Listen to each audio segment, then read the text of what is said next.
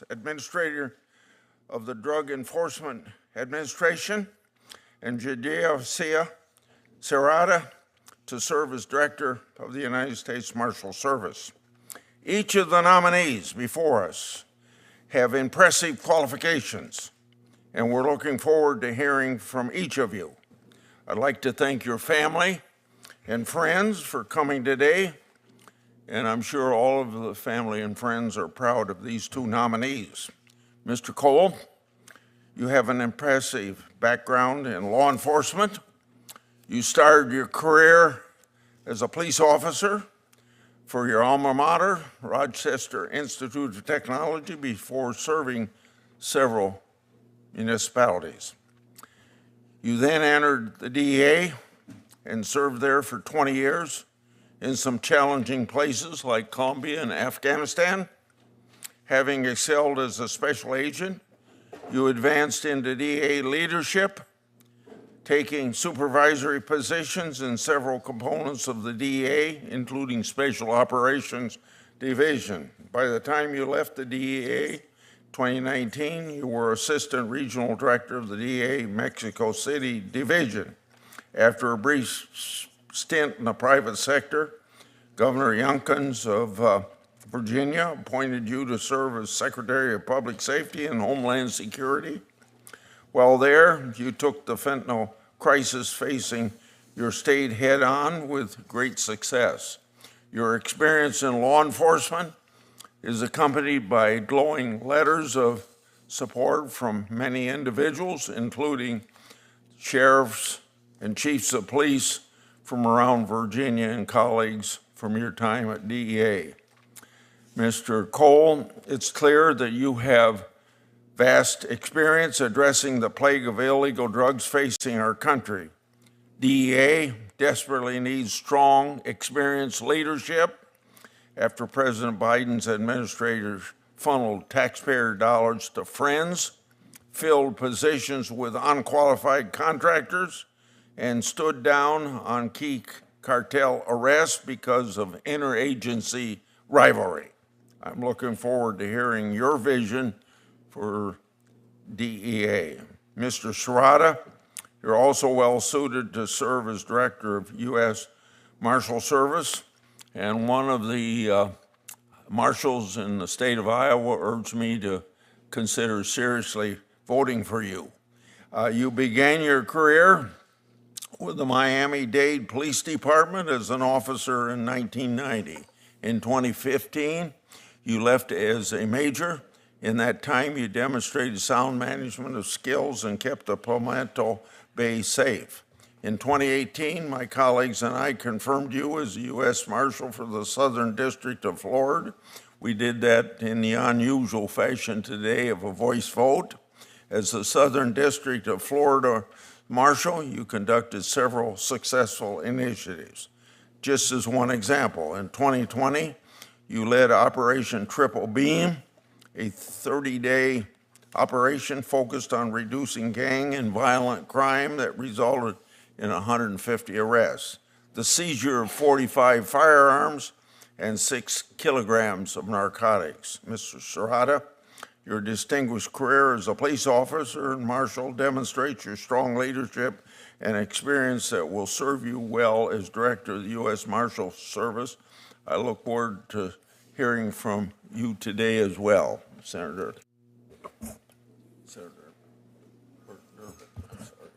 Thanks, Mr. Chairman. Congratulations to the nominees and their families. Before we hear from the nominees, I want to say a few words about President Trump's administration of the Justice Department and the federal judiciary during his first 100 days in office. Immediately after President Trump returned to the Oval Office, the Justice Department began reallocating its resources away from critical national security and public safety efforts toward the president's mass deportation agenda. Trump appointees have fired dozens of career law enforcement officials with hundreds of years of experience protecting our country. These actions have destabilized the Justice Department and made our country less safe. Career prosecutors and law enforcement agents including those in the DEA and the Marshals Service, have been diverted from their mission and conscripted into immigration enforcement. Today, we'll hear from the nominee to be the Director of Marshals Service. I need your help to pronounce your name correctly. Gadyaces? Close? Serralta? Good. Terrance Cole's easy. I'm deeply concerned by what's happening at the agency which you hope to lead, the Marshals Service. Beyond redirecting marshals from their mission, which includes providing judicial security and executing court orders, the Marshals Service has reportedly deputized members of unelected co-president Elon Musk's private security detail.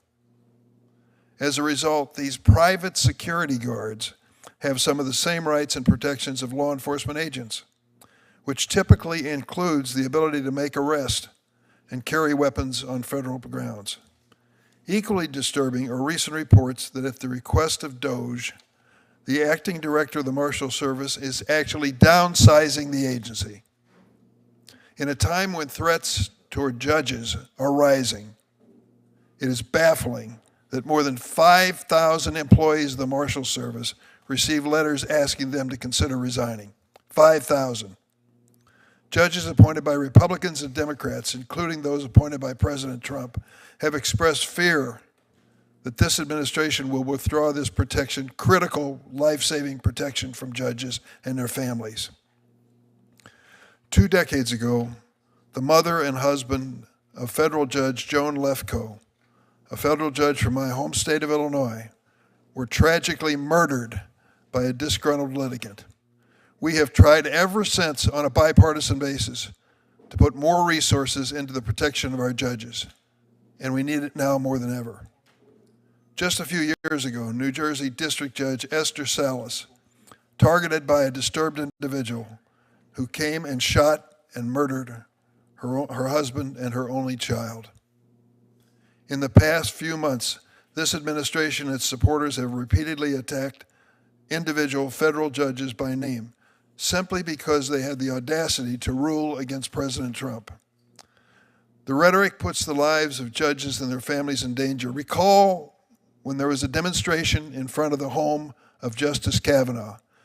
This committee, I believe, made it clear we condemned any attempt at violence or anything near it, whether it came from the right or the left, Republican or Democrat. Now consider this. Recently, hundreds of pizzas have been delivered to the homes of judges and their families, including at least 10 sent in the name of Daniel Anderl, the murdered son of Judge Salas. Subtle, right? Many of these judges who have received pizzas are presiding over legal challenges to Trump administration actions. Hundreds of pizzas to the homes of these judges. As Judge Salas noted, the goal is to signal, quote, "I know where you live. I know where your kids live. And do you want to end up like Judge Salas? Do you want to end up like her son?" Subtle. Mr. Serralta must commit, if he's going to get my support, to be confirmed. He will not withdraw or reduce judicial security, period. We will also hear from Terrance Cole, nominated to lead the DEA, whose mission is, quote, "combating criminal drug networks, bringing harm, violence, overdoses, and poisoning to the United States." It's surprising the administration is shunting the expertise of DEA agents away from this critical mission to go after immigration enforcement. This is not the only attempt to gut the DEA. Late last month, Deputy Attorney General Todd Blanche issued a memo proposing to combine the DEA and ATF. How would a smaller workforce and a smaller budget help effectuate the mission, the critical life-saving missions of these two agencies? This administration may claim this proposal is to make government more efficient, but it will only make America less safe. I look forward to hearing from Mr. Cole on whether he supports these gutting changes to the agency he would like to lead. These first 100 days of this administration have thrown America into chaos. While President Trump and Elon Musk are intent on dismantling the Justice Department, Americans are feeling the consequences. We'll call on Senator Moody to introduce Mr. Serralta, and then Senator Cornyn, if he comes, will introduce Mr. Cole, and if he doesn't come, I'll introduce his statement for you in the record. And certainly as the wife of a DEA agent, I could help you make that introduction. Thank you, Chairman. It is my honor to be here as part of this committee to introduce President Trump's nominee to be the next director of the U.S. Marshals Service, fellow Floridian, Gadyaces Serralta. We had the pleasure of meeting when I was the Attorney General, and he served admirably in that role in the Southern District of Florida. And I think you will hear today many times where they try to, in some way, insinuate that this man will engage this role in a partisan way. And as I go through this introduction, I challenge anyone to pick anything out of this introduction that in any way shows that he cares nothing more than protecting his community that he loves, serving the judiciary, making sure he's putting bad guys behind bars, and delivering in service to his fellow Floridians and now Americans. As Florida's Attorney General, I can say with confidence, he is fully supported by law enforcement, not just within our own state, but nationally. They have watched him over his career serve admirably, and I want to note, this even wasn't part of my formal introduction, but he knew he wanted to be a cop as a young man when he was in school, and he has done nothing other in his professional career than wear a badge, take the oath, and serve our public. I'm going to go through a highlight of his career, but I want to say when we spoke and got to know each other, it was abundantly clear out of all of his achievements, his highest achievement, his greatest pride is his family. As the wife of a law enforcement officer, it's our jobs too. So thank you for being here. Now I'll get more serious and stop choking up. You've had a distinguished career that began 3 decades ago, serving in the Miami-Dade Police Department. He served as a patrol officer and a sergeant working primarily with the Criminal Street Gangs Unit and Organized Crime Section, and then as a lieutenant in charge of robbery intervention and narcotics detail before assuming the position of a major. He also served as police chief for the Palmetto Bay Policing Unit in the city of Palmetto Bay, Florida. This is all very important background because he will be working with locals to go after and arrest those with warrants. And we have many task forces. He'll be overseeing those across the nation. That experience is going to be crucial to delivering on your responsibilities. In 2018, he was nominated by President Trump to serve as the Marshal for the Southern District of Florida. He was confirmed by the Senate in August of 2018. And for the past 7 years, under President Trump and President Biden, he has served as Marshal in the Southern District of Florida. He's responsible for management, administration, and director of operations throughout the Southern District, which consists of 9 counties, 7 courthouses, and a district-wide population of more than 7 million residents.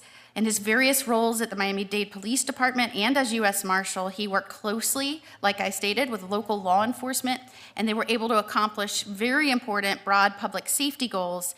He hosted Operation We Will Find You, which was combating human trafficking schemes and crimes. And in 2020, he led Operation Triple Beam, a 30-day operation to reduce gang and violent crime, resulting in 150 arrests and the seizure of 45 firearms and 6 kilograms of narcotics.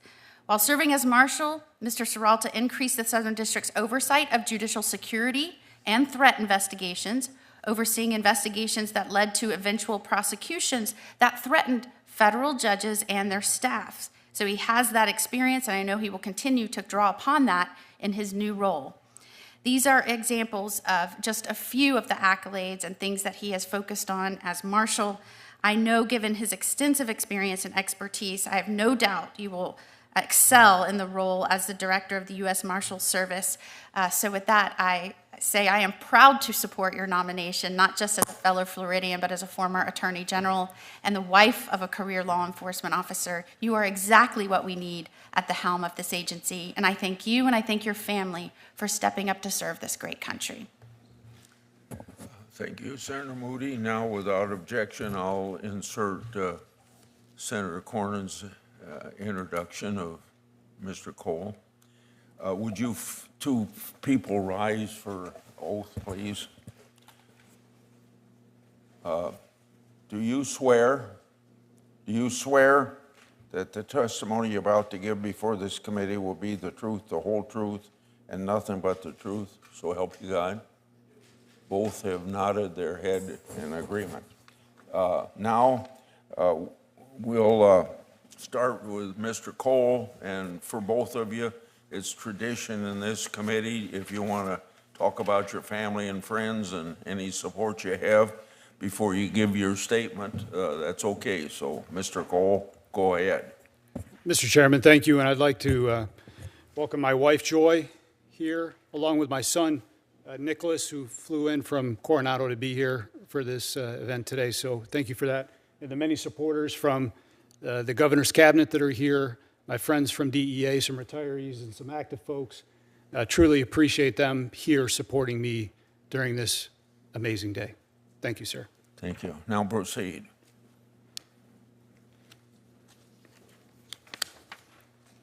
Good morning, Chairman Grassley, Ranking Member Durbin, and members of the committee.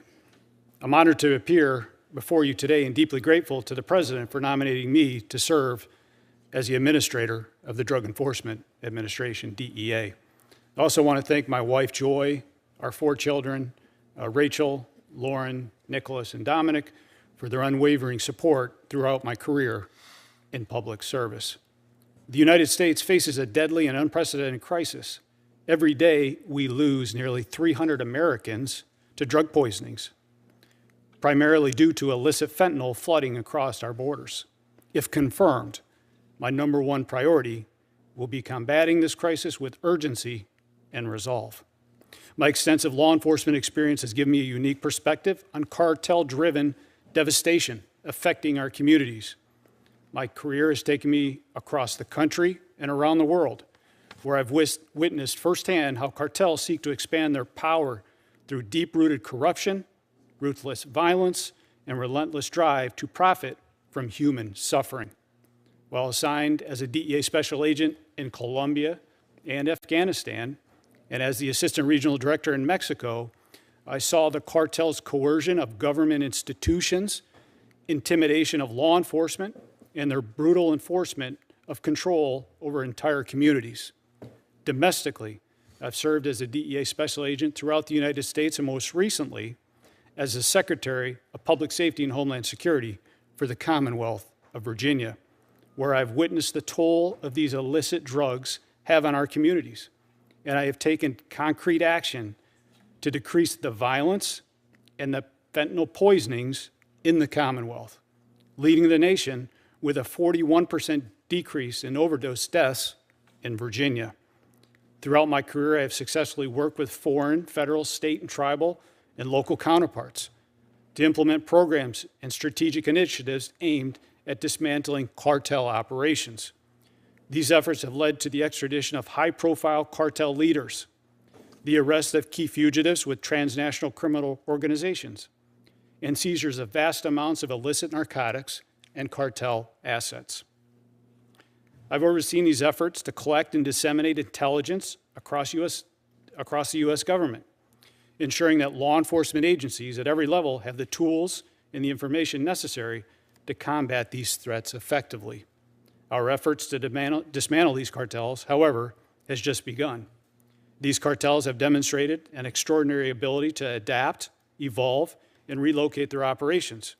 To effectively combat them, the United States must deploy every available resource: law enforcement, intelligence, financial sanctions, and diplomatic pressure to ensure that we are targeting these networks at every level, from their leadership to their financial infrastructure, to eliminate them and to prevent their splintering into new organizations.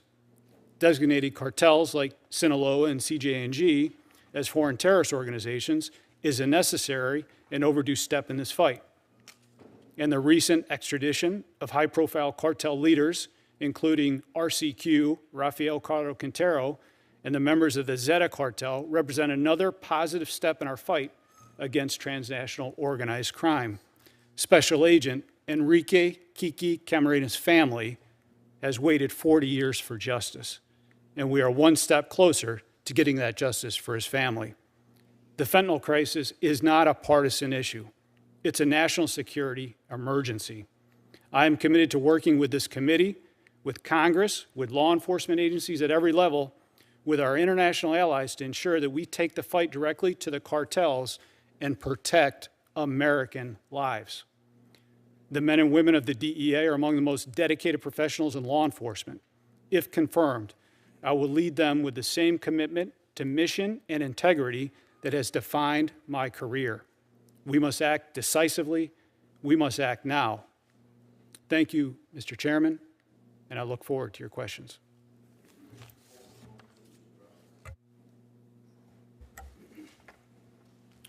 Thank you, Senator. I'd like to thank all the family members I have here present today. I also have a number of U.S. Marshals that flew in to support me. And then back at every district, the 94 districts in the United States, there are deputies, supervisory deputies, chiefs and assistant chiefs that have sent me a bunch of well wishes and prayers, and I'd like to thank them for that. I also like to mention that yesterday marked the first year, the 1-year anniversary of 4 law enforcement officers who lost their lives in North Carolina. I'd like to mention Joshua Iyer, Officer Alden Elliott, Officer Sam Palucci, and one of our own Deputy U.S. Marshals, Thomas Weeks, were gunned down and assassinated by a violent criminal.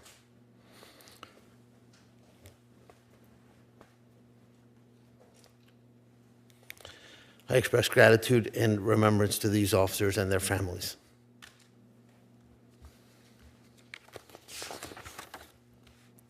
Thank you, Mr. Chairman. Thank you, Ranking Member Durbin and Senator Moody, for your kind introduction. I am honored to appear before you today as President Trump's nominee to be the Director of the United States Marshals Service. I am deeply grateful for the trust and confidence that the President Trump and Attorney General Bondi have placed in me to lead one of the most storied, respected, and vital agencies within the United States government. Being considered for this esteemed position is truly the honor of a lifetime. I am also deeply honored to have my wife of 25 years, Monica, right behind me, as well as 3 of my 7 children, Sarah, Kayla, and Olivia. I would not be in this position without Monica's unwavering support and love, as well as the encouragement of my children. My family support has been a constant source of strength throughout my journey. Regrettably, my daughter Hannah is unable to join us today, as she and her husband, James Swindoll, are eagerly anticipating the arrival of my newest granddaughter, Rebecca. Additionally, my sons Isaac and Levi are unable to attend. They're under the care of my eldest son, Adrian, and his wonderful wife, Cynthia. Adrian and Cynthia have been a great blessing to me and my family. They have given us 3 grandchildren, Angelina, Archer, and Charlie. I'd like to take a moment to share a little more about myself and give context to my career and life experience. I bring 35 years in law enforcement experience to this position. I began my career at the age of 20.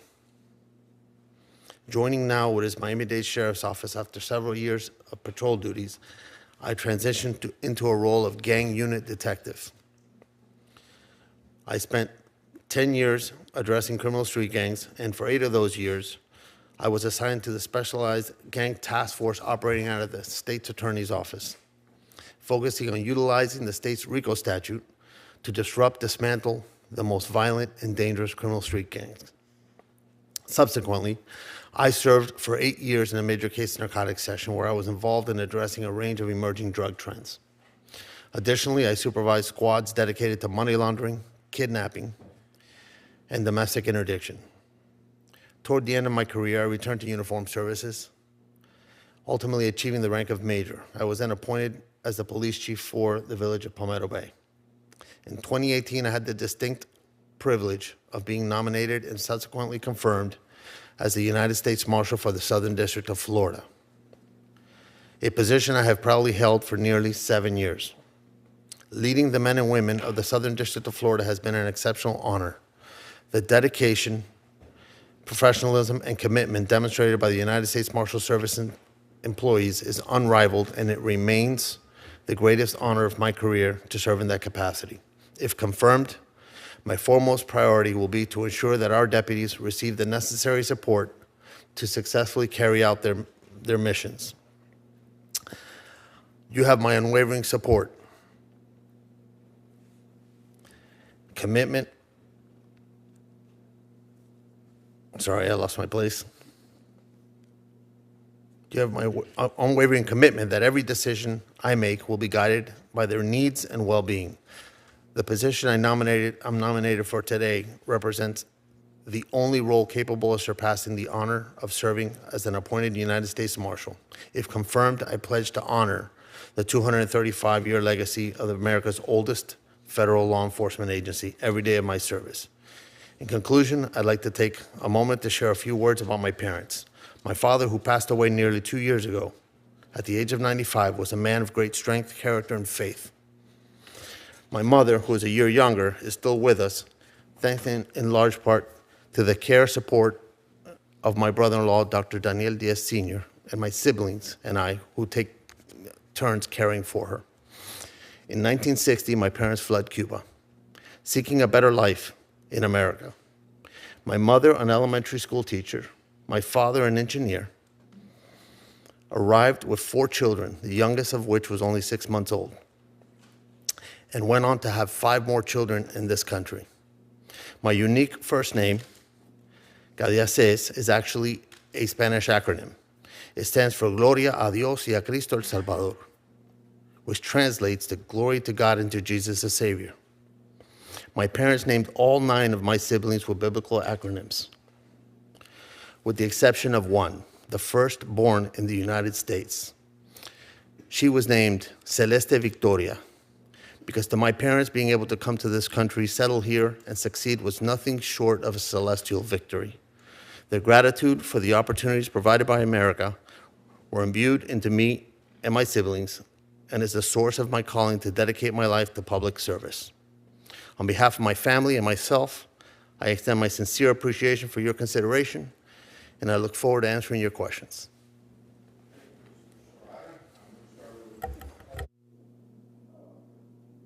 It reported from CNN yesterday, referencing anonymous sources who suggested you're responsible for the ambush of Colombian Police Unit in 2006. Although the CNN report cites anonymous sources with no firsthand knowledge of the events, numerous DEA officials directly involved came to your defense on the record and said you did nothing wrong. So I want to give you an opportunity to explain whatever you want about what actually happened. Senator, thank you for your question. The incident they referenced in 2006 was an operation that was conducted by the Colombian National Police. DEA had no involvement. DEA was not on the ground. DEA did not provide intelligence. The Colombian National Police operate within a system of complete sovereignty in their country and were following through on information that was developed by the Colombian National Police to serve a search warrant that was authorized by the Fiscalia in Colombia, the Colombian prosecutor. Upon arrival, the Colombian National Police were ambushed by the Colombian military. The Colombian military was being paid by the Norte Valle cartel at the time to ambush this valued group. The trial showed in Colombia that the soldiers that ambushed the police officers were responsible for war crimes, and they're still in prison to this day. So I'd like to state there was no DEA presence on the ground. I was not involved with this case. There was no DEA intelligence that was passed to Colombia. This was an independent investigation being conducted by the Colombian National Police. Further referring to the CNN report referencing mass killings in Allende by the Trevino brothers, violent leaders of the Zetas cartel, anonymous critics with no firsthand knowledge of even quoted by CNN suggested that an intelligence leak from Mexican authorities may have led to the killing. but your supervisor at the time said that you did nothing wrong. I have a few questions and hopefully have a short answers to each one. Was there ever a determination by DEA that the intelligence leak led to the killing? No, sir. Did you directly transfer the intelligence to the Mexican authorities? No, sir, I did not. Did you follow all DEA policies and get all proper supervisory approvals regarding the handling of the intelligence? Yes, sir, we did. Were you ever investigated or even accused of any wrongdoing? No, sir, I was not. Is there anything else that you'd like to say, bearing in mind that the case involving the Trevino brothers remains ongoing? Just that this is an active investigation, and most recently, both Zeta 40 and 42, the Trevino brothers, were extradited from Mexico to the United States based on drug dealing, cartel activity, and they have been involved with killing hundreds of thousands of Americans through the poison that they distribute into this country, sir. Thank you. Mr. Serralta, as a sitting U.S. Marshal, you're in the best position to know the details about that challenges the agency that you might head. What are the most pressing challenges facing the Marshals Service, and how would you solve those problems? Thank you, Senator, for your question. I would say the top three priorities for me are judicial security, ensure that we take a top to bottom look at the division to ensure that we have the appropriate resources allocated. I'd like to look at the technology that we're using as well to make sure that we are maximizing our efforts in the detection of threats. The second issue that I think the Marshal Service needs to look into is the Sex Offender Investigations Branch, as well as the Missing Child Unit. Those are two missions that are very near and dear to my heart. I believe that it affects America, it affects America's children, and it's something that we need to ensure that we have maximum effort workings in that direction. And lastly is the Regional Fugitive Task Forces. Regional Fugitive Task Forces and District Task Forces are the way that the Marshals operate missions against the most violent criminal the most violent criminals in America, to ensure that we are doing our part in capturing these individuals. That is something that also needs to be well staffed throughout the districts, the 8 RFTFs and all the district task forces. Senator. Thanks, Mr. Chairman. And let me say at the outset, I welcome you both. You both have extraordinary backgrounds in law enforcement. I'm sorry that you're both on the same panel because you each, I believe, have very important jobs you're seeking. And I wish we had more time so that we could be fair in asking both of you questions. I'm going to focus my questions on Mr. Serralta. Mr. Cole, that doesn't diminish the importance of the DEA in my mind. I hope you understand that. We just have limited time. Mr. Serralta, I want to start by saying, as the son of an immigrant, when you told me your story, when you told this gathering your story, it is a heartwarming story of a family that came to the United States and has made this nation better. Immigrants make America better. And this notion that they're all rapists and terrorists and murderers and mentally unstable doesn't reflect the reality of America. Your family has given much to this country, and I'm sure will continue to, so I want to salute you in that regard. I'm going to ask you a question because the Marshals Service is the lead agency charged with executing and enforcing judicial orders from federal courts. I'm going to ask you if you're willing to commit under oath to enforcing all judicial orders if you are confirmed to lead the Marshals Service. Thank you, Senator. The primary role and mission of the Marshals Service is to provide safety for and obey, enforce, and execute all lawful orders of the federal courts. That was clear. Yes. Thank you. Now let's get to the issue of judicial security. You identified that as your first priority.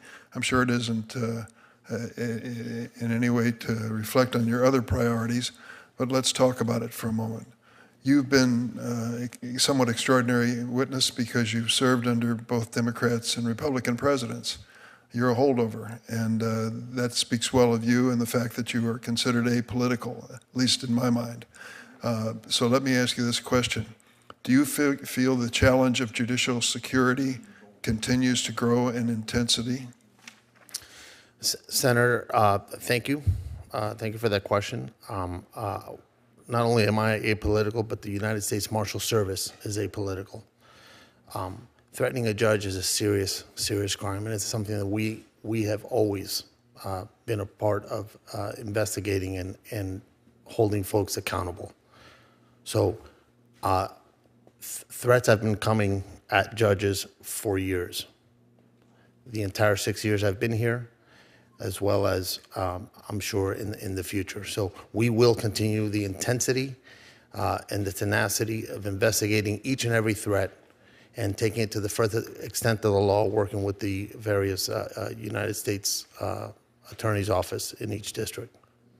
So my staff, I've asked them, what is the size of the staff of the U.S. Marshals Service nationwide?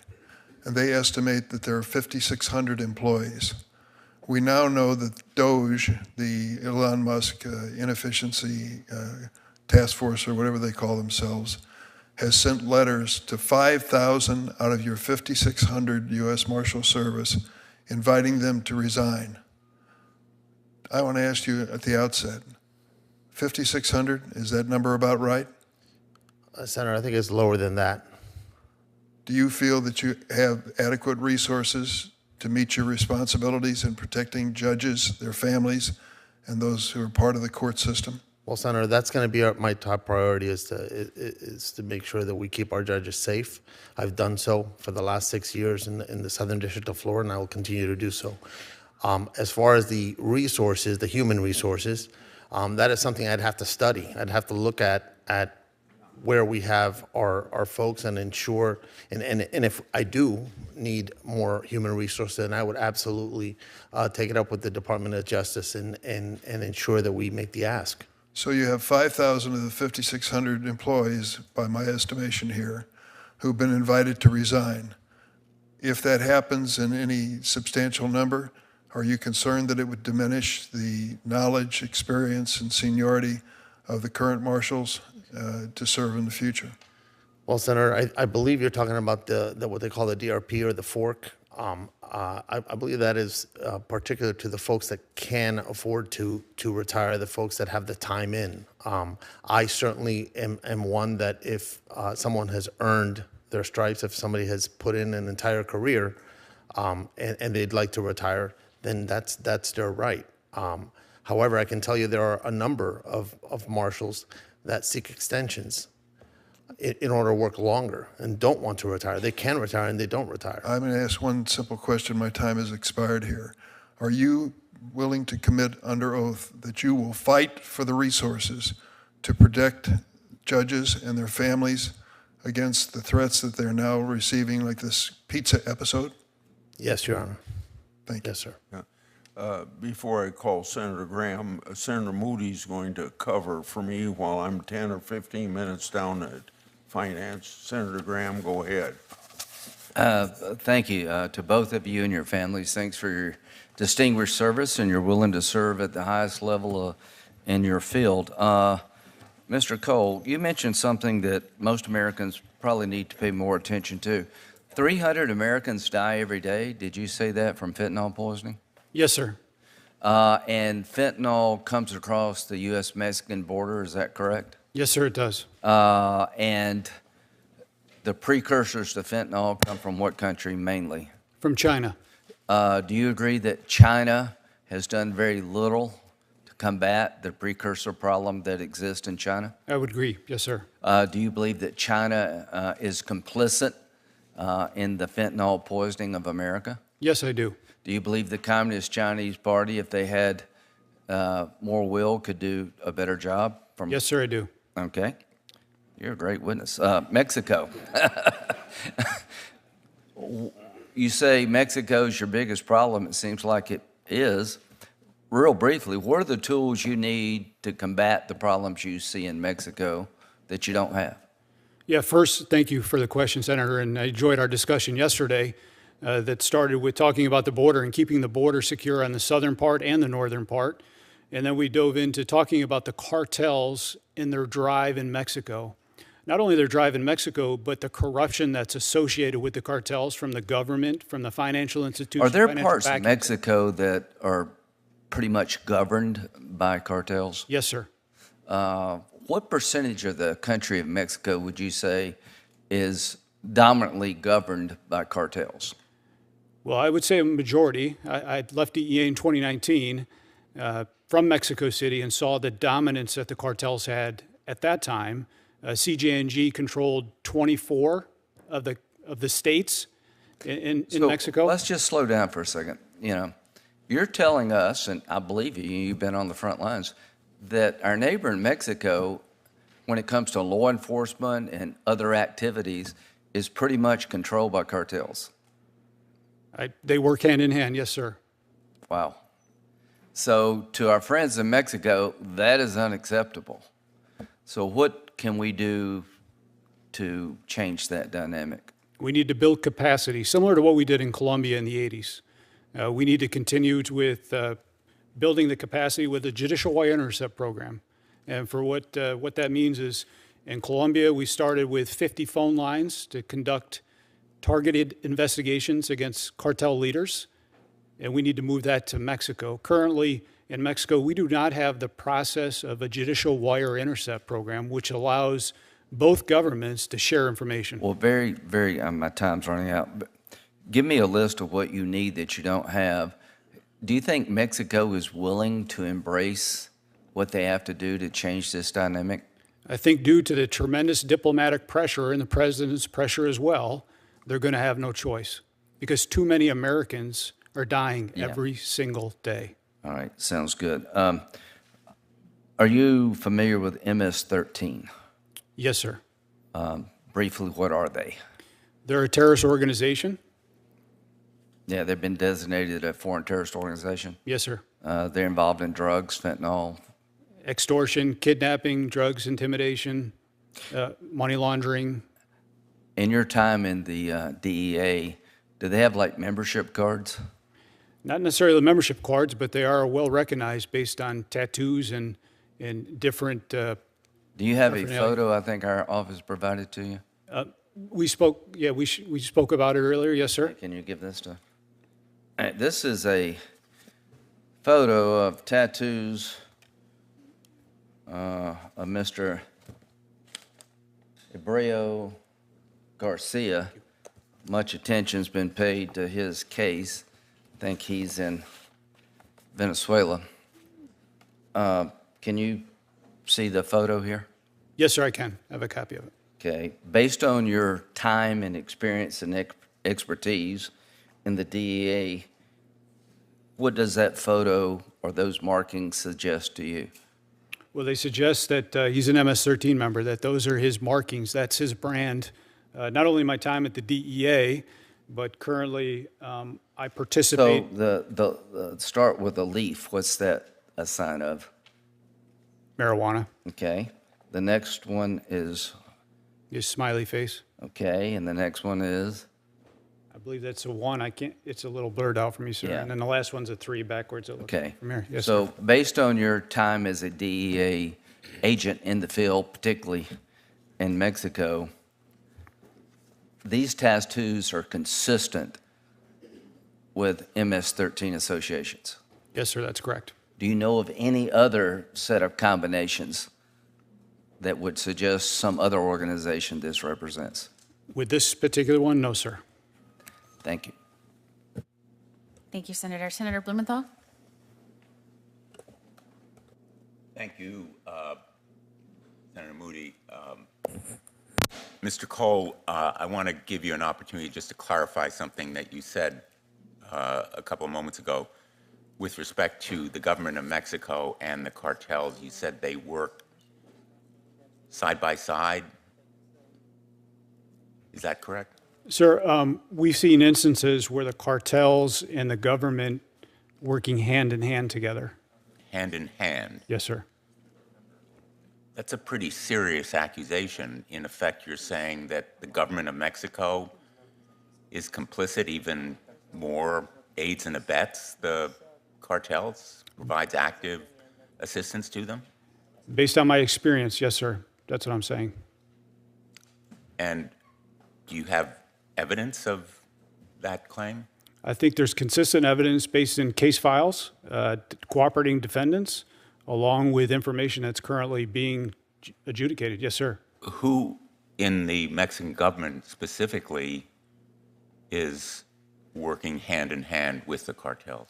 We've seen traditionally the military working hand in hand. We've seen police officers working hand in hand with cartel members. Have the DEA or any other American law enforcement tried to stop or quell that kind of relationship in your view? Sir, there has been arrests made in reference to the corruption and the individuals working hand in hand with narco traffickers. The most high-profile arrest recently was Garcia Luna. He was the federal director of the federal police, who was recently convicted in, I think it was the Eastern District of New York, for his involvement with drug trafficking and money laundering. Are you claiming that the current government of Mexico, the leadership, including the president, is aware and complicit in I'm claiming that, kinds of drug dealing? sorry to interrupt you, sir. I'm claiming that during my time when I was in Mexico, we saw that type of activity taking place. Currently, I think the president of Mexico has a lot of goodwill faith and is trying to change based on some of the leadership roles she has appointed, specifically the director of security, Omar Harfuch, with combating the cartels. I am encouraged by the stance that Mexico is currently trying to take. But you think that the influence of the cartels is still strong in the government of Mexico? Yes, sir, I do. What would you do as head of the DEA to stop or stymie that kind of influence?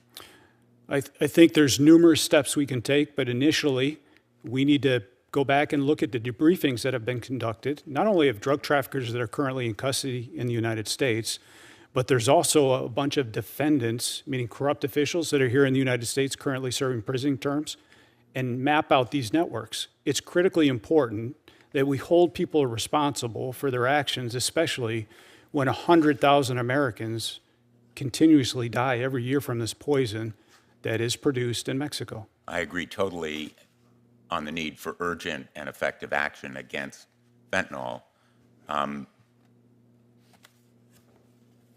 Frankly, somewhat surprised by your claim that the influence of those cartels is so rampant and powerful, even in the current government in Mexico. Let me just move on to the topic that Senator Grassley asked you about earlier. There is a report, and I'm sure you've seen it by CNN, that refers to a couple of internal documents that have not been released regarding the incident in Colombia. Would you have any objection to DEA releasing those documents? Senator, I'm not aware of, in reference to the Colombia incident, I'm not aware of any documents that DEA may have. I would ask people to go back and look at the case that the Colombian Attorney General prosecuted against the military because it was complete, it was sufficient to hold them accountable for killing those Colombian police officers. But would you agree that we should have access to whatever documents would provide more insight into what the facts are there? Yes, sir. Thank you. Yes, sir. Thank you. Thank you, Senator. Senator Hawley. Thank you very much. Congratulations to the nominees. Thank you for being here. Mr. Cole, it was nice to visit with you yesterday, and good to see you both here. But Mr. Cole, let me just start with you, if I could. I want to go back to the subject of China, which I think you've talked a little bit about already in today's hearing. As you know, official estimates put Chinese responsibility for the fentanyl in the United States at about 90%. That's a staggeringly high number. This is very personal to me because fentanyl is the leading cause of death in my state for any individual over the age of 18. I could say as a former law enforcement official in my state that you can go to any community in the state of Missouri, rural, urban, north, south, east, west, doesn't matter, and you will find all of our communities awash in drugs that are coming from across the southern border largely, and many of them the precursors at least coming from China. So let me just ask you a little bit about what needs to happen with regard to our efforts in China. I'm aware of press reports, I'm sure you are too, that the DEA actually closed 2 of 4 field offices in China last year. My question to you is, what are we going to do to reverse the trend of retreating DEA operations in China? What do we need to do to send this in the other direction so that we stop the massive flow of fentanyl precursors ultimately into this country from there? Senator, thank you for your question. I appreciate the discussion yesterday as well. This is paramount that we re-engage with China with diplomacy, but also with strict sanctions and diplomatic pressure if they don't adhere to it. The other thing of note that we briefly spoke about yesterday was the amount of Chinese influence in Mexico as well, where they are sending their Chinese membership into Mexico, into Culiacan, into Jalisco, to be representatives and first-line brokers. And that needs to stop immediately. And the Mexican government needs to cooperate and identify who those people are and allow us to conduct legal judicial cases against them. Say a little bit, if you would, about the scale of the growing Chinese influence in Mexico. I wasn't aware until you and I talked of the scale of this issue. I bet most members of the public aren't aware. So educate us this morning. What are we talking about there? So, Senator, when I was there in 2018, it was common knowledge that you could see the influence in Mexico City. We used to walk out of the U.S. Embassy and walk over across the street and see the influence of tour buses with Chinese nationals coming in and out of Mexico City. Some of the biggest money laundering cases that were being conducted in Mexico City were of Chinese nationals picking up bulk load cash in Mexico based on the transactions they had with the cartel leadership in Mexico. This is extremely disturbing. This has been going on for years. It has not been reported. It has not been properly investigated. And we need to build this multi-coalition of federal law enforcement, U.S. federal law enforcement, with judicial tools to reach deep into Mexico, target them, and bring them to justice because they are killing too many Americans every single day. What do we need to expect from our Mexican partners in this regard? What do we need to go to them and say, we need your cooperation with XYZ? I mean, map that out for us a little bit. So we are more than willing, the DEA and the other federal agencies that are involved in the law enforcement end of building that capacity, showing them what good looks like, bringing in the Colombians to show them what the roadmap was 25, 30 years ago. Was it perfect then? No, but they have an amazing police force currently in Colombia. They went from monitoring 20 phone lines initially to have the capacity to 18,000 phone lines and above today. We need that same cooperation in Mexico. This needs to stop. We need to quit losing American lives to this poison that is coming from Mexico, fueled by the Chinese. You and I also talked about the growing Chinese influence in Canada, which I think is also underreported and probably not well understood at all. Tell us about that. What is it that we need to be on the lookout for there, and what does DEA need to do in order to reverse the same trends that we're seeing? I think we've seen an increase not only in the population there coming across the northern border, but with the ports in Vancouver and other places, key critical staging ports to receive bulk cargo of shipments of precursors and other goods. It is a key stakeholder for the United States to have more of a presence in Canada, more of a bilateral agreement with Canada, and more of an urgency to stop not only the killing in the United States, but they are losing significant Canadian citizens due to fentanyl Is that her pen? in their country.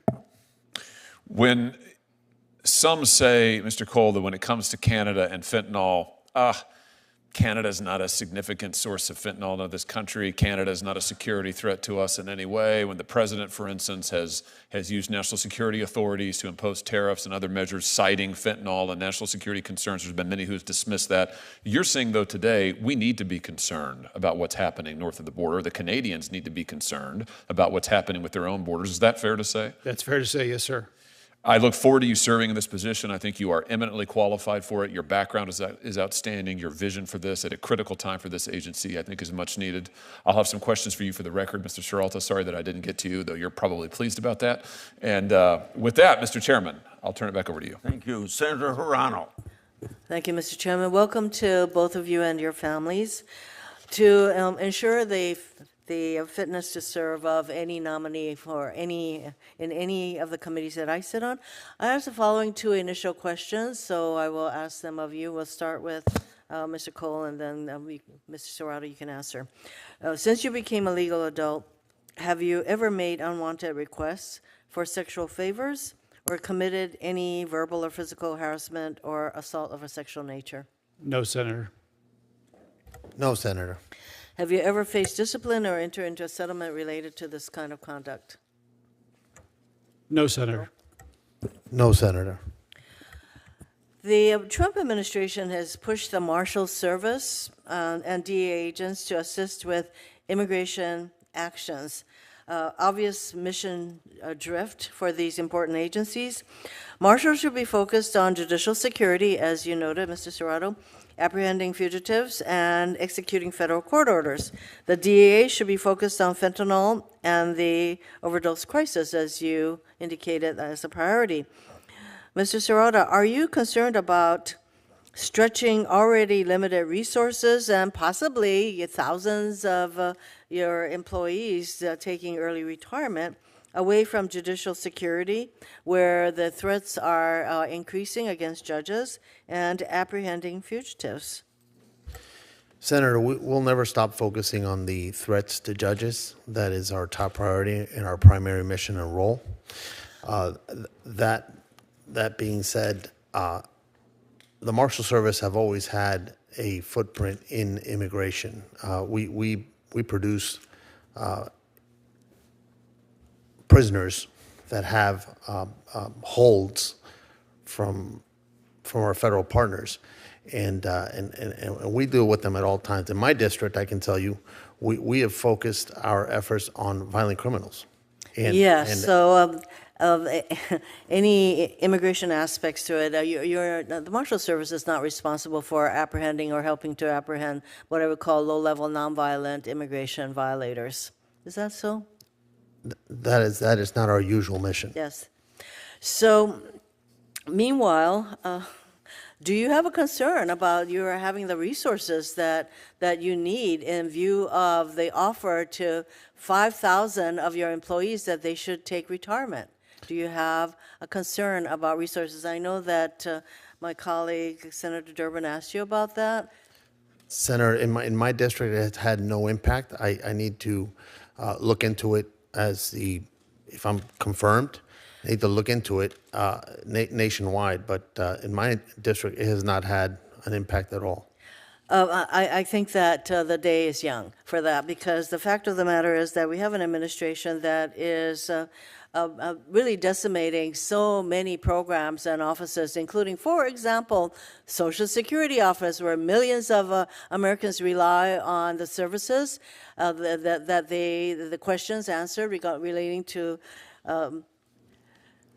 Social Security, and those kinds of customer service elements are being cut dramatically. So this is happening to every single department except for the DOD.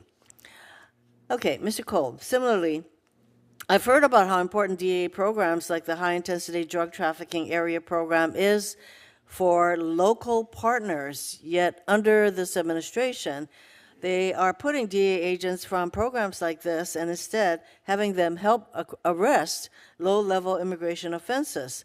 How does this diversion of resources help us fight drugs in our communities? Senator, thank you for your question.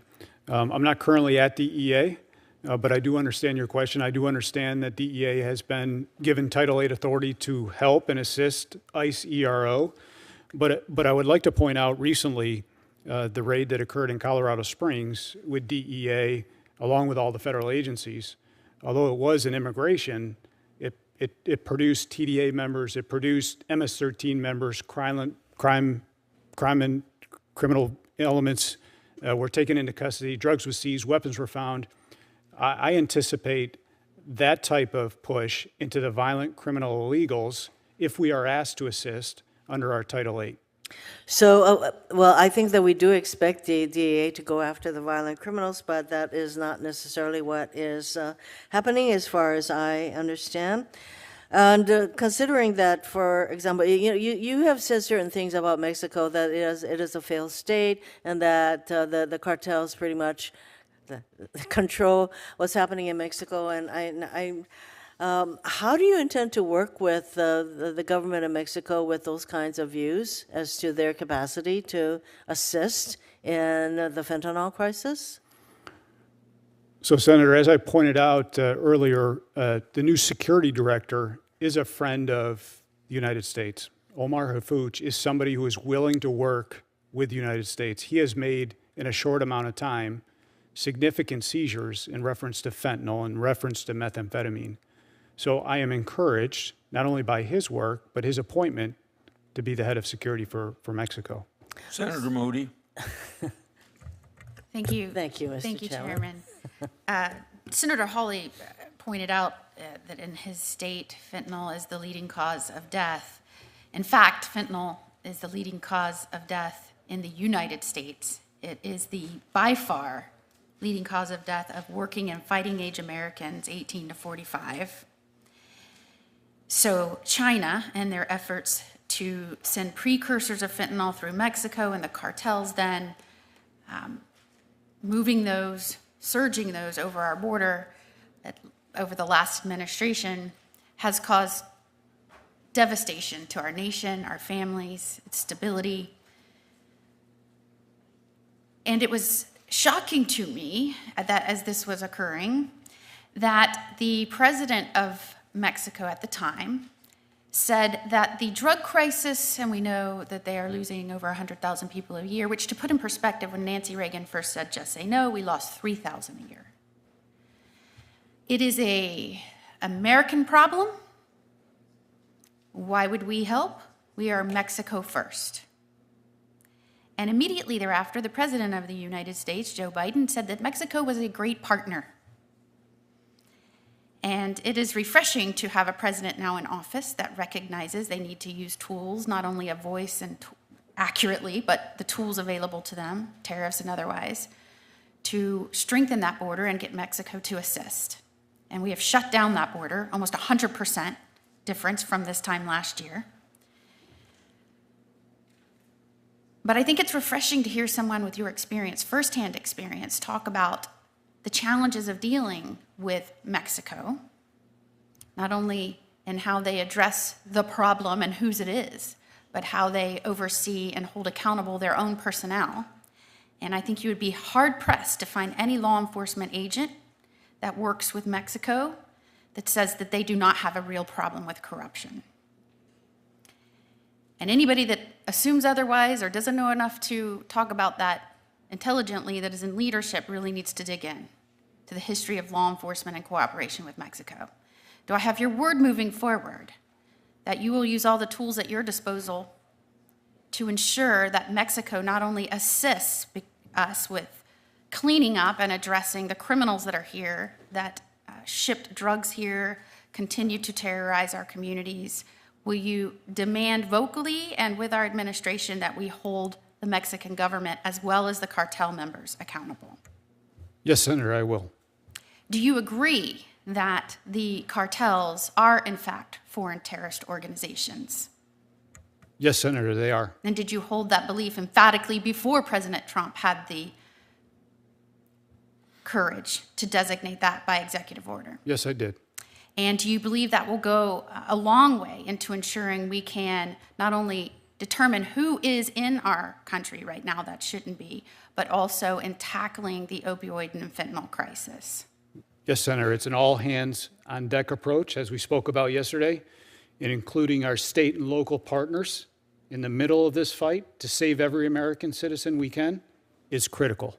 And do you also believe it is a priority? And I, for one, I'm sure you did under the last administration, pled with the last administration to declare the cartels foreign terrorist organizations, which they refused to do. Thankfully, right away, this president did. Do you believe that identifying members of these organizations and getting them out of our country as soon as possible will go a long way towards fighting this crisis of fentanyl killing Americans, many of them unsuspecting they're even ingesting fentanyl? Yes, Senator. Another problem that is wreaking havoc within so many of our states and cities around the nation is the idea of rogue and radical prosecutors that campaign and get elected that they are going to fight violent crime. And so many times violent crime is tied to drug trafficking. And then because of their partisan agenda and their pro-criminal approach, they refuse to prosecute certain crimes, including drug crimes. Do I have your word? And do I also have your word, sir, that you will use every resource at your disposal to help those communities where their top law enforcement officer has abandoned them and dropped the ball and refuses to prosecute some of the worst in those communities in an effort to achieve some partisan agenda? Will you come in and bring the cavalry and the federal resources at your disposal to put away violent and dangerous criminals? Senator, we will deploy every tool available. Same, Senator. Thank you. Thank you. Senator Klobuchar. Thank you, Senator Moody. Thank you very much. Thank you to both of you for your willingness to serve. I'll start out with you, Mr. Cole.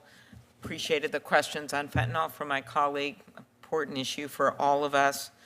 And one of the things that is a specific concern of mine is the kids that are actually getting exposed to fentanyl online. I'm often reminded of Devin Noring, a teenager from Hastings, Minnesota, who bought a pill off Snapchat that he thought was a Percocet to help him with his tooth pain. He had no idea it was laced with fentanyl. He died shortly after taking the pill, didn't have a history of fentanyl. And as his mom once told me, she was here for one of our hearings, all the hopes and dreams we as parents had for Devin were erased in the blink of an eye, and no mom should have to bury their kid. Recently, the DEA found that 1/3 of drug cases had direct ties to social media. The former director of the DEA once said publicly that the cartels in China and Mexico had harnessed the platforms in the way they were allowed to sell on those platforms.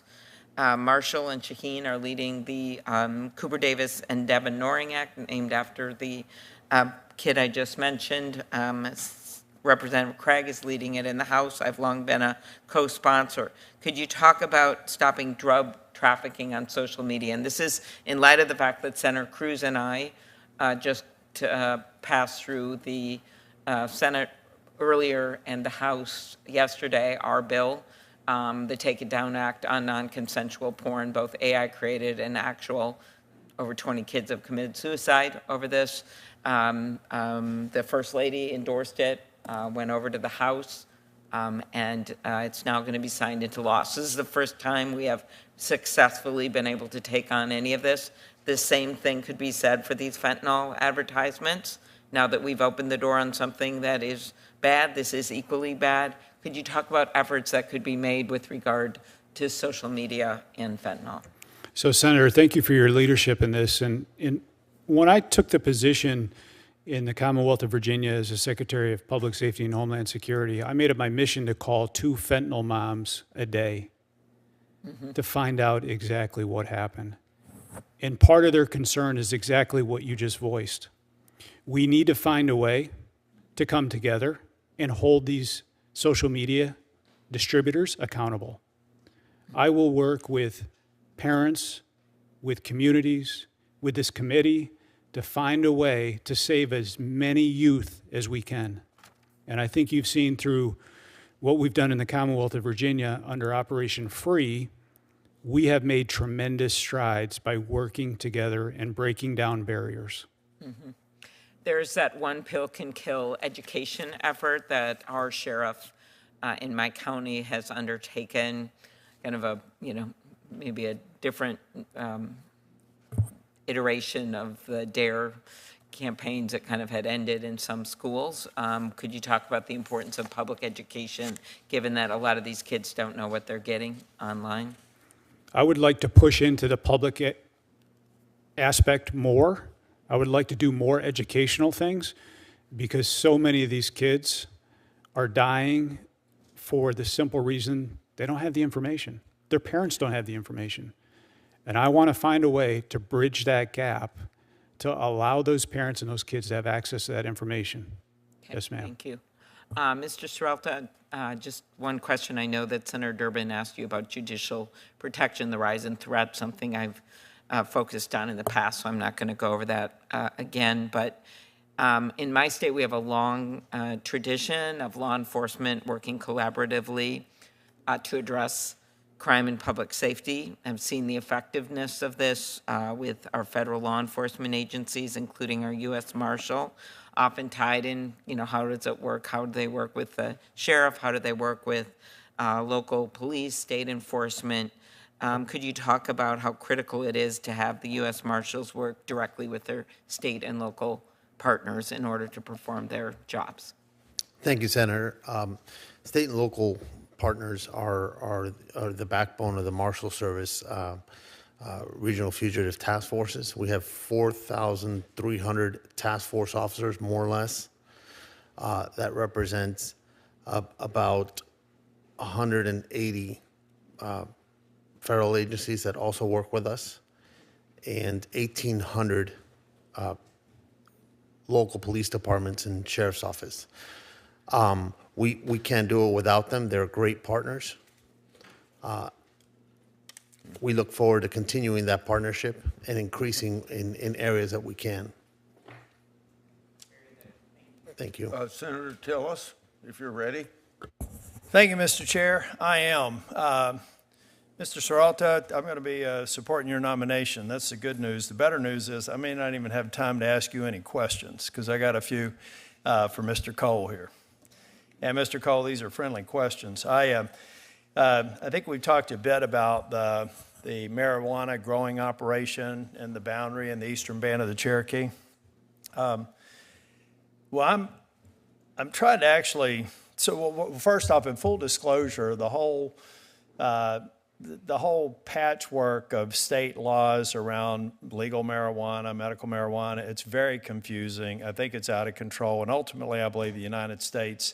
The federal government needs to set boundaries. It's pretty clear to me that most states are going to legalize it at some level. So this is not intended to be a message about the future of marijuana, but it's about the present of marijuana.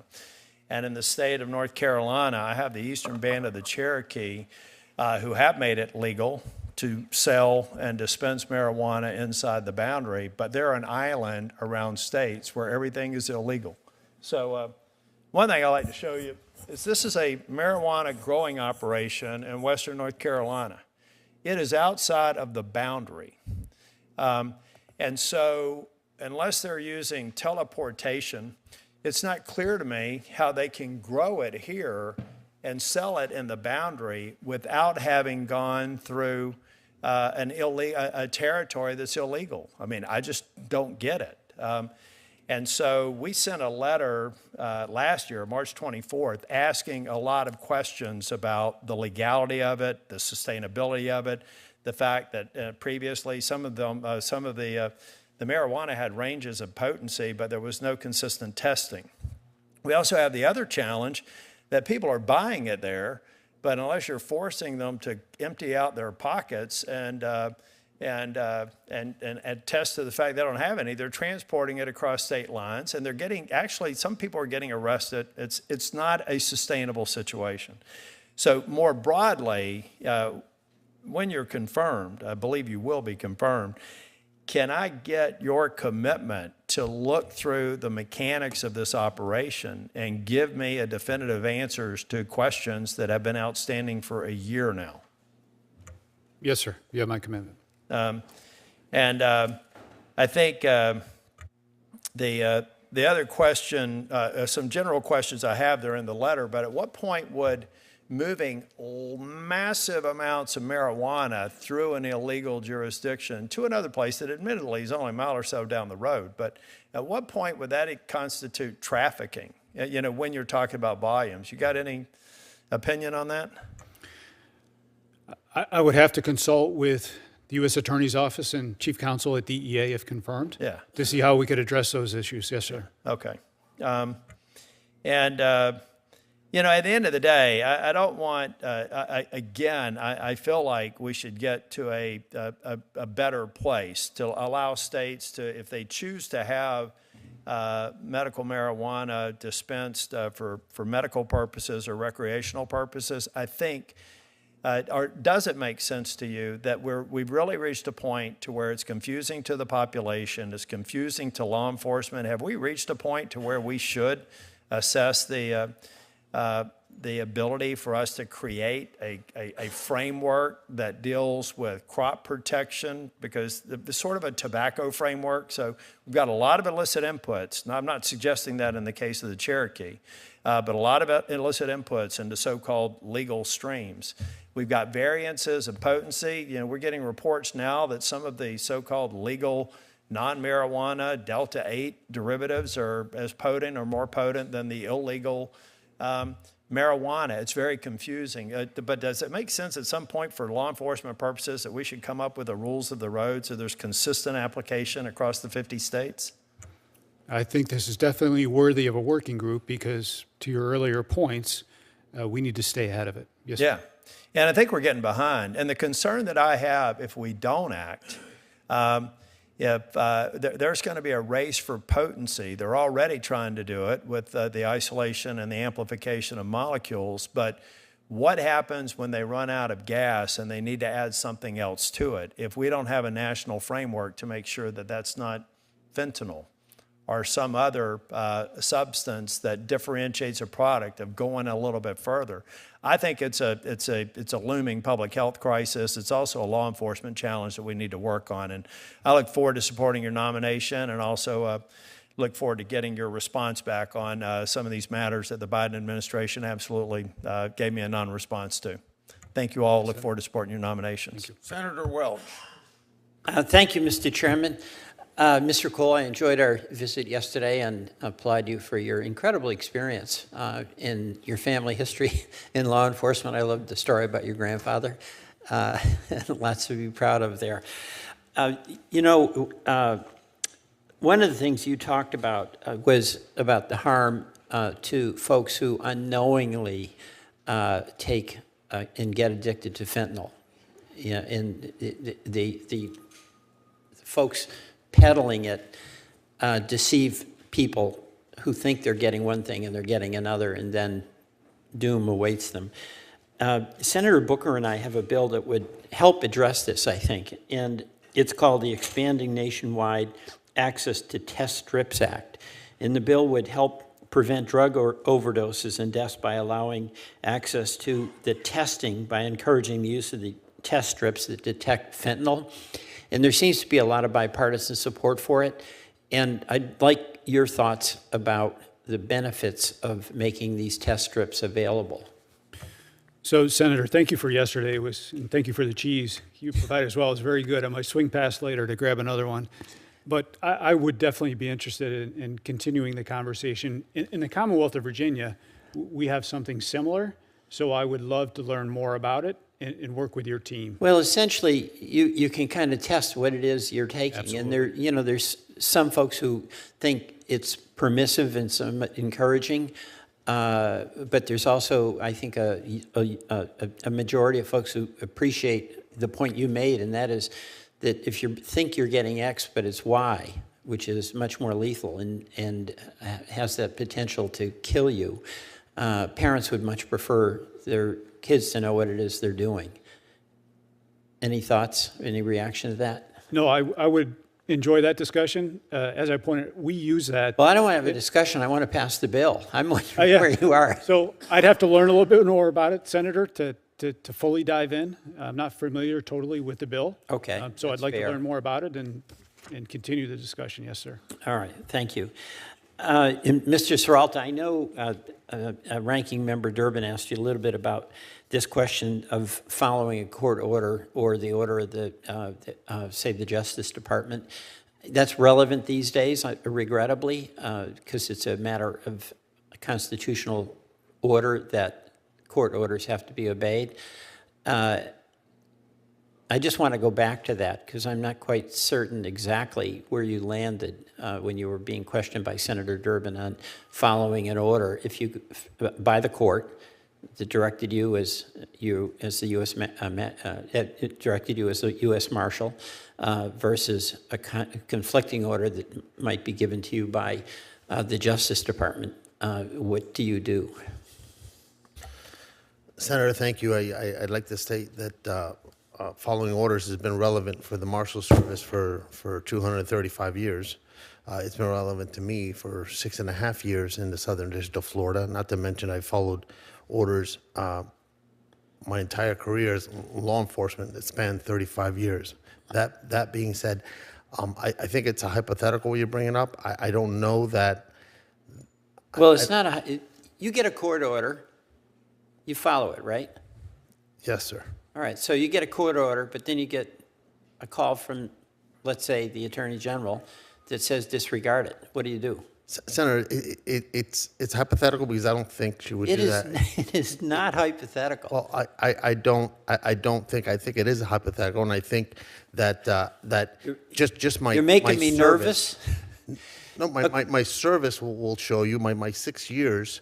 No, I appreciate under two that. presidents, and the president himself has actually said that the administration will follow orders. So I think it is a hypothetical. I can tell you that it is our priority, it is our mission to follow the lawful orders of the courts, all federal courts. All right. Well, I hope you're not put to the test, but if you are put to the test, I hope what you just said is what you do. So thank you for that. Mr. Cole, you and I talked a little bit about Mexico. There's been a lot of discussion about that state. They have a new president. Do you have a view on whether the new president of Mexico is going to be a cooperative partner in the effort to stop the fentanyl export from Mexico to the U.S.? Senator, I'm encouraged by her initial steps, and as I stated earlier, I'm encouraged that Omar Harfuch is the Minister of Secretary right now because he has worked with U.S. federal law enforcement before and has been cooperative. Okay, thank you. I yield back. Senator Padilla. Thank you, Mr. Chair. Mr. Cole, appreciate your knowledge and your seeming passion for the work of the DEA.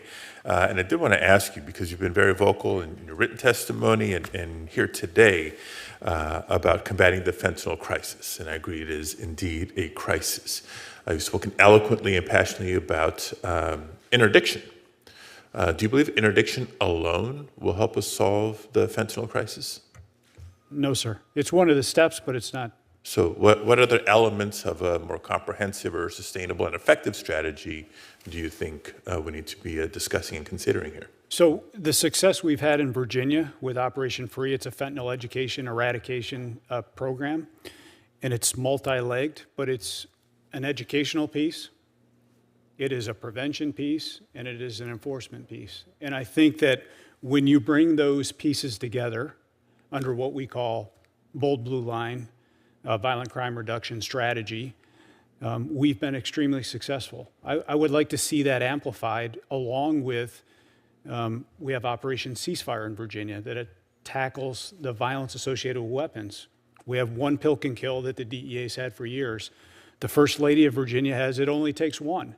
So it's a multifaceted approach with NGOs, with clergy, with churches to get the word out. Yeah, no, I'm encouraged to hear you say that because I've seen nationally, certainly back home in California, a lot of experts, those with experience, suggesting that these more comprehensive solutions that include education, as you mentioned, prevention initiatives, treatment initiatives, harm reduction initiatives, make our efforts more effective and the results more sustaining. Do you believe the DEA should play a role in supporting some of these demand reduction strategies in addressing the crisis, including access to treatment, for example, and overdose prevention? I think federal law enforcement in general should use every tool available to save American lives.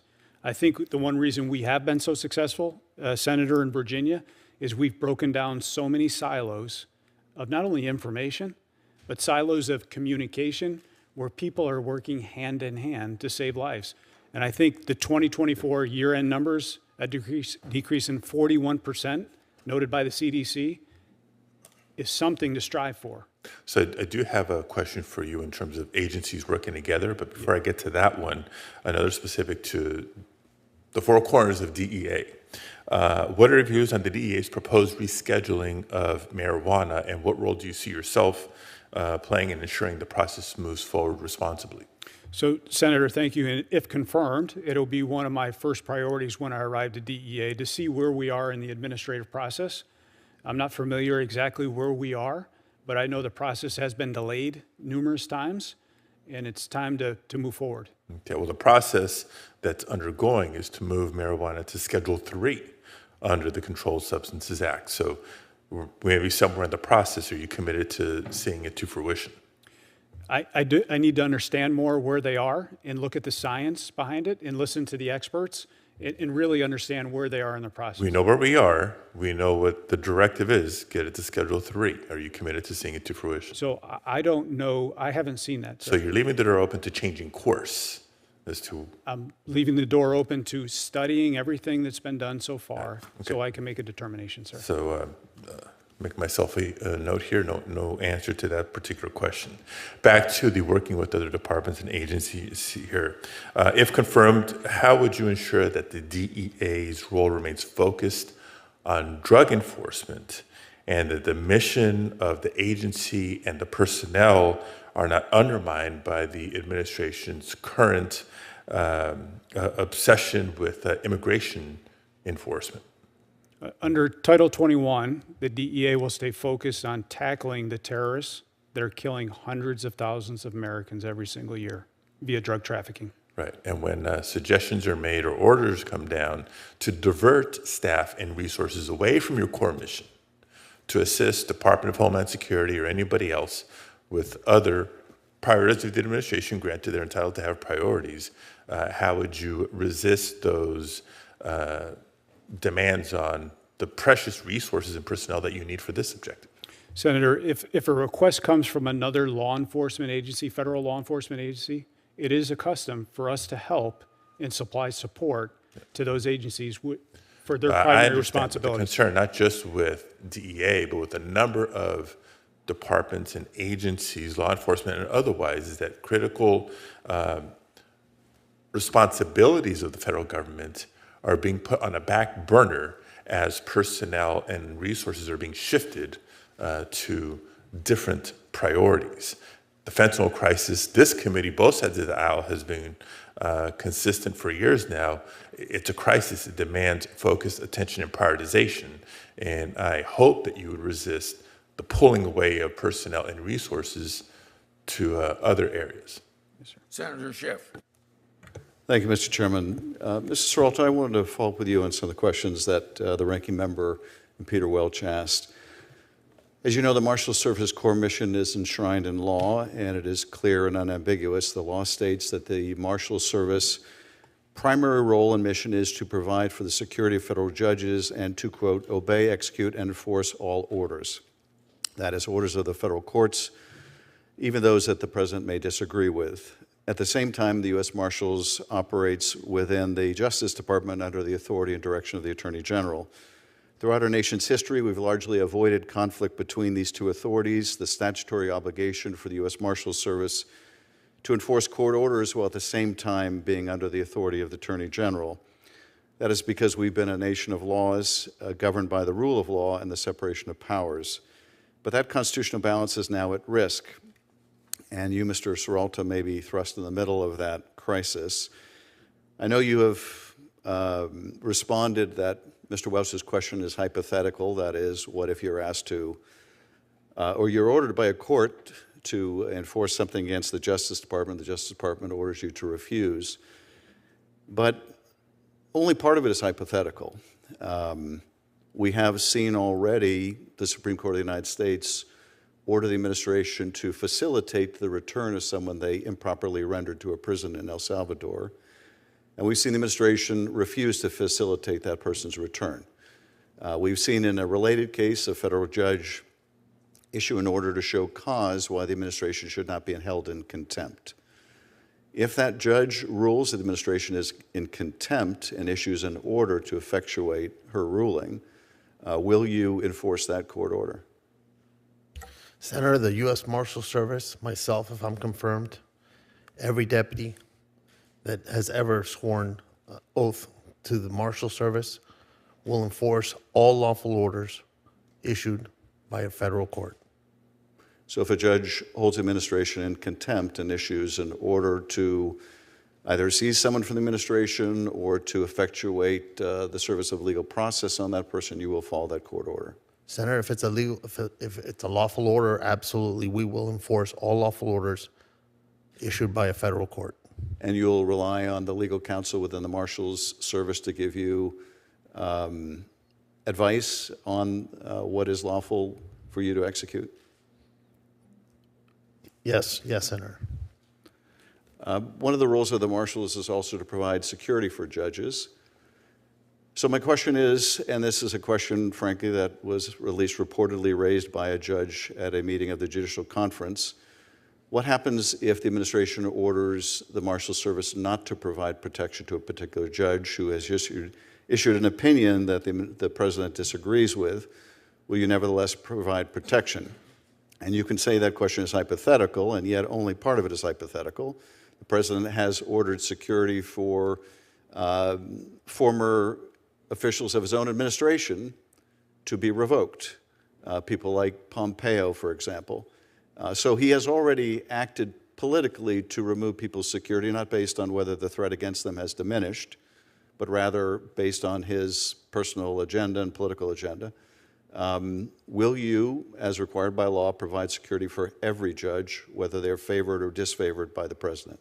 Senator, I do think it's a hypothetical. I do not believe that President Trump would ever issue an order like that, but I will reiterate that the Marshals Service mission and primary role is to provide safety for our federal judges. It is to enforce, execute Well, then, all. Mr. Rose, let me just ask you simply and not hypothetically, will you commit to providing security for each and every federal judge? Senator, for the last 6.5 years, I have done so in the Southern District of Florida. If I am confirmed, I pledge to you that we will continue to keep all our judges safe. It is the basic premise of the United States Marshal Service. It's the star in our badge. Finally, Mr. Serralta, are you aware of allegations that Mr. Musk requested that the Marshals Service deputize some of his private security to effectuate the operations of DOJ? Senator, I'm lightly aware of that based on social media, media reports. I don't have social media, unfortunately. And what criteria would you use to deputize anyone, a marshal, who does not occupy a federal position? What would your practice be? Senator, there's a policy within the Marshal Service. I believe what you're discussing is a special deputation, which is primarily for protection. It does not encumber Title 18 authority, arrest powers. However, when presented with something like that, I would study it. I would look to see what the needs are. It is a policy that I'd have to review when I get there, if confirmed. And I pledge to you that I would look into it. Well, I hope you'll protect the Marshals Service from any abuse of the powers of deputation to effectuate a political arm of the White House. Thank you. I yield back, Mr. Chairman. I would like to enter a letter into the record from Catherine Fernandez Rundle, State Attorney, Miami-Dade County, Florida, and a colleague of Mr. Serralta for 30 years. She wrote, Marshal Serralta has impacted countless lives and prevented an immeasurable number of crimes. He is a wonderful person and a great partner with respect and works well with everyone. It's truly an honor to support his nomination. Without objection, that letter will be entered. Thank you, nominees, for being here today. You'll get written questions from us and answer as soon as you can because we have to have all these answers back. You'll get questions until May the 7th, 5 p.m. Meeting adjourned.